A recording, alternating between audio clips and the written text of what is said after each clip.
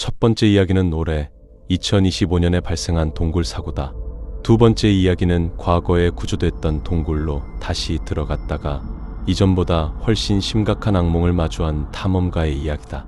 2025년 1월 19일 일요일 오후 노스요크셔 리블스데일의 석회암 동굴에서 비극적인 사고가 발생했다. 이 사고는 동굴 탐험가들에게 지하 세계에 내재한 위험을 다시 한번 일깨워주는 계기가 되었다. 일상적인 탐험으로 시작된 디클로우즈팟 탐사는 순식간에 재앙으로 변했다. 디클로우즈팟은 롱천 동굴과 앨런팟을 포함하는 광대한 동굴 네트워크에 속한다.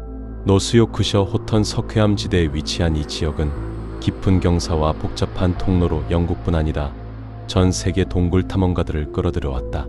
1월 19일은 요크셔 데일스의 겨울 한기가 돌던 날이었지만 야외 활동에는 비교적 좋은 날씨였다. 그날 아침 동굴 탐험의 즐거움과 위험을 모두 아는 경험 많은 동굴 탐험가들이 모였다. 겨울철 동굴 탐험은 일조 시간이 짧고 체온 조절이 중요하기 때문에 세심한 계획이 필수다. 그들은 장비를 점검하고 로프를 꼼꼼히 살핀 뒤 하네스를 조정했다. 이러한 철저한 준비가 안전을 보장하기 때문이다. 석회암 동굴 입구가 거대한 입처럼 그들 앞에 열렸다. 그들은 동굴 속으로 들어가 첫 번째 낙하 지점에 도달하기 위해 천천히 이동했다. 오후 12시 27분 팀원들은 각자의 위치에 섰다. 하강자는 마지막으로 장비를 점검하고 30m 석회암 수직 낙하를 앞두고 흥분과 경애가 뒤섞인 감정을 느꼈다. 그는 천천히 하강하다 중간에 트랩버스 구간을 만나 바위 깊숙한 곳으로 사라졌다. 위와 연결해주는 것은 오직 로프뿐이었다. 트랩버스 구간은 수직 구간 중간에 수평으로 움직여야 하는 바위나 벽 때문에 위쪽에서 아래의 하강자가 보이지 않는 구간이다. 위쪽 팀원들은 입구에 머물며 상황을 알리는 신호에 귀를 기울였고 로프 상태로 첫 하강자가 안전하게 내려가고 있음을 확인했다. 그러나 동굴은 빛과 소리를 삼켜버리는 듯했고 한 걸음씩 내려갈수록 대화가 어려워지며 긴장감이 감돌았다. 하강자는 자신의 기술에 온전히 집중해 속도를 조절하고 고정점을 확인하며 균형을 유지했다. 그때 아무런 예고도 없이 큰 굉음이 고요를 깨뜨렸다. 위쪽 팀원들은 그 순간 뭔가 잘못되었음을 직감했다. 아래의 동료와 소통을 시도했지만 아무 응답이 없었다. 그들은 즉시 표준 동굴 구조 프로토콜을 따랐다. 로프를 당겨 확인한 결과 동료가 로프에 매달린 채 움직이지 못하거나 다친 것으로 보였다. 트래버스 구조 때문에 무슨 일이 일어났는지 직접 확인할 수 없던 팀은 즉시 구조 하강을 시도할지 전문가의 도움을 요청할지 난처한 상황에 놓였다. 결국 상황의 심각성을 인지한 뒤 동굴 구조 단체인 시아로에 지원을 요청했다. 시아로는 영국에서도 손꼽히는 자원봉사 구조대로 로프 작업 기술과 의료 훈련, 지역 동굴 시스템에 대한 깊은 지식을 바탕으로 전문 구조대도 수행하기 어려운 임무에 대응한다. 구조대는 로프, 도르래, 들것, 의료용품 등 무거운 장비를 들고 현장에 도착했다. 대원들은 재빨리 로프 시스템을 설치했고 석회암 바위에 튼튼한 금속 앵커를 박아 각 연결 부위를 점검했다. 구조대장은 먼저 30m 아래로 내려가 헤드램프로 동굴 바닥을 수색했다. 구조대가 바닥에 도착했을 때 탐험가는 바위 바닥에 미동도 없이 누워 있었다. 맥박과 호흡은 모두 멈춰 있었다. 구조대원은 무전기를 통해 위쪽 팀원들에게 이 충격적인 소식을 전했다. 더 많은 구조대원이 수습을 돕기 위해 내려왔다. 그들은 시신을 동굴용 구조 들것에 조심스레 실었다. 들것은 좁은 동굴 입구를 통해 위로 끌어올려야 하므로 단단히 고정해야 했다. 구조대는 들것에 여러 개의 로프를 연결해 지면에 설치한 강력한 돌을 시스템에 묶었다. 가장 어려운 작업은 들것을 30m 끌어올리는 일이었다. 위쪽 팀원들은 로프를 잡아당겼고 다른 대원들은 들것이 동굴 벽에 부딪히지 않도록 안내했다.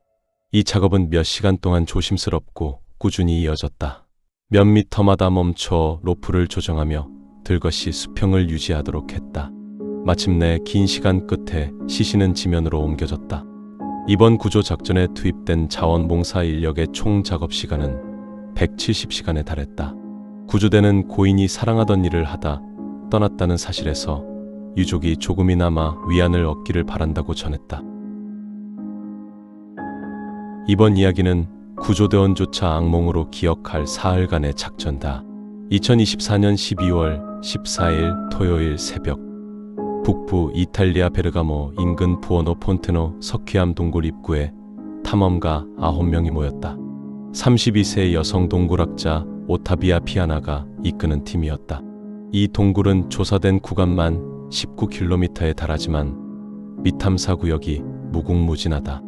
피아나는 17개월 전 같은 동굴에서 다리 골절로 구조됐음에도 열정을 꺾지 않았다. 팀은 입구를 지나 미탐사 경계까지 약 4km를 이동했다. 탐사 기록 구역과 미탐사 구역의 경계 지점에서 통로는 급격히 좁아졌고 손발로 지지점을 찾으며 전진해야 했다.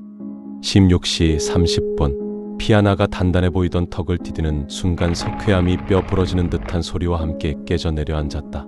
수천 년 동안 침식으로 약해진 안반이 그녀의 몸무게를 버티지 못한 것이다. 완전한 암흑 속에서 약 5m를 추락한 그녀는 석회암 바닥에 처참히 부딪혔다. 팀원들은 급히 앵커를 설치해 구조 로프를 내렸다. 아래에서는 신음과 절규가 이어졌다. 왼쪽 무릎은 비정상적으로 꺾여 있었고 얼굴 곳곳이 골절돼 말도 알아듣기 힘들었다. 들려오는 단어는 다신안해, 다신안해 뿐이었다. 미탐사 구역 4km 지점에서는 통신 장비가 무용지물이었다. 부팀장은 고심 끝에 가장 체력이 좋은 대원을 지상으로 보내 구조를 요청하게 했다. 그는 칠흑 같은 미탐사 구역을 기어오르고 벽을 타고 거의 기다시피 4km를 올라야 했다.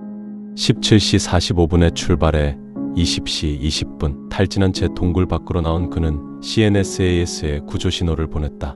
구조 요청을 받은 CNSAS는 즉시 장비를 챙겨 현장으로 출동했다.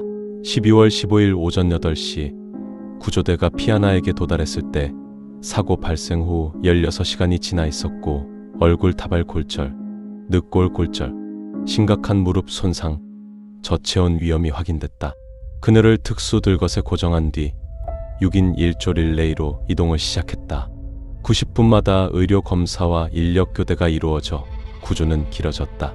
3일 차인 12월 16일 구조대는 낙석으로 완전히 막힌 통로와 마주했다. 지질 불안정이 계속되는 상황에서 폭약으로 좁은 구간을 정밀 폭파해 길을 뚫기로 했다. 폭파 후 드러난 통로는 지하수로 미끄럽게 젖어 있었다. 구조대는 고정 로프를 파가 수십 명의 왕복을 대비했다. 12월 17일 구조대는 교대 시간을 늘리고 신규 인력을 투입해 속도를 높였다. 또한 지상과 동굴 깊숙한 곳을 잇는 4km 전화선을 설치해 실시간 소통이 가능해졌다.